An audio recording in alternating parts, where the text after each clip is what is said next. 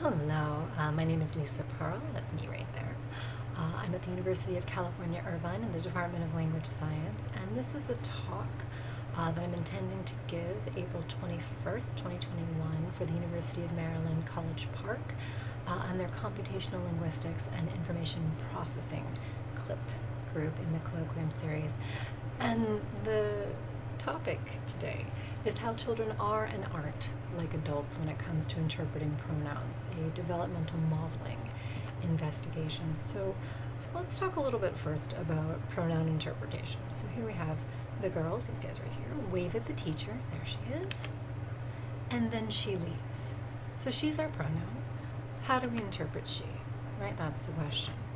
Now, we could try to interpret she as the girls, but we have an agreement mismatch. She is singular, in fact leaves, the morphology on the verb also indicates singular, but the girls and wave are plural, right? The girls is definitely plural for sure. So she does not match the agreement morphology of the girls. Okay, so that's not going to work. What about she and the teacher? No, we have an agreement match. Both she and teacher are singular. That seems great, fantastic. So we're probably going to interpret this using our linguistic knowledge of agreement that she refers to the teacher. The girls wave at the teacher, and then she, the teacher, leaves. Great. Now, what happens if we have the girl, who's also singular, waves at the teacher, and then she leaves? Well, here now we could interpret this as the girl because both she and girl are singular, right? And we could again interpret this as the teacher because both she and teacher are singular. So what do we do? Right? How to choose? Well, one thing we can do is say use contextual knowledge of who's likely to believe. We can maybe the girl is getting ready to leave the classroom because that's a situation that's unfolding right now.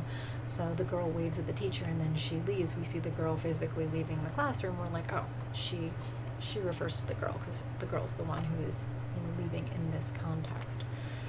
But maybe we can also use linguistic knowledge, the linguistic context, as it were. Maybe the connective between these two clauses and then is informative. Maybe, for example, pronouns after and then tend to refer to the previous clause's subject. So the girl waves at the teacher and then she leaves. Maybe just more often in our experience, we tend to look at the subject for that pronoun. So it's going to refer to the girl being the one who's leaving. She is the girl. So what about when interpretation cues conflict? Now we have the girls wave at the teacher, so the girls are plural, teacher is singular, and then she leaves, right? So our agreement is singular, seeming to favor our teacher, but the connective seems to favor the subject, the girls, right? That's what we're seeing here. These conflict. The connective favors one, the agreement favors the other, subject versus object. What do? Well, it turns out, if you are an English-speaking adult, you tend to let the agreement matter more than the connective, right? So as an adult speaking English, we'll interpret she as the teacher, even though and then tends to prefer the previous subject. Now, something English-speaking adults therefore have learned is how to resolve interpretation cue conflicts like this in context. That's great. So the need to integrate multiple cues to interpretation, of course, doesn't just happen in English, right? It occurs in lots of other languages. In fact, here's the same sentence in Spanish. So the girls, las niñas, wave at the teacher, saludan a la maestra, great. And then, y después, she leaves, ella sale. Great, same thing. We're, in fact, pretty much a word-for-word translation, perfect. Same problems, right? So here we have an additional kind of variable in Spanish. Actually, the form of the pronoun can be null, right? So the agreement information is actually going to be on the verb, and that form also is a cue that can sort of signal how that pronoun is meant to be interpreted. So just like English, again, we have these multiple cues available to interpret the pronoun. And Spanish-speaking adults also therefore have interpretation preferences that we know about. So for instance, for Spanish-speaking adults, the connective y después and then favors the subject, just like it did in English.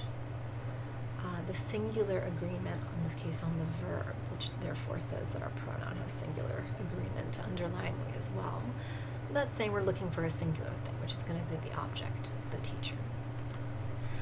And then the form of the pronoun, turns out that the null form actually tends to favor the subject. So we have two cues that kind of favor the subject and one that seems to favor the object. What do you do if you're a Spanish-speaking adult? Well, this collection of cues generally causes the pronoun to be interpreted as the singular object in this case, with agreement basically mattering the most.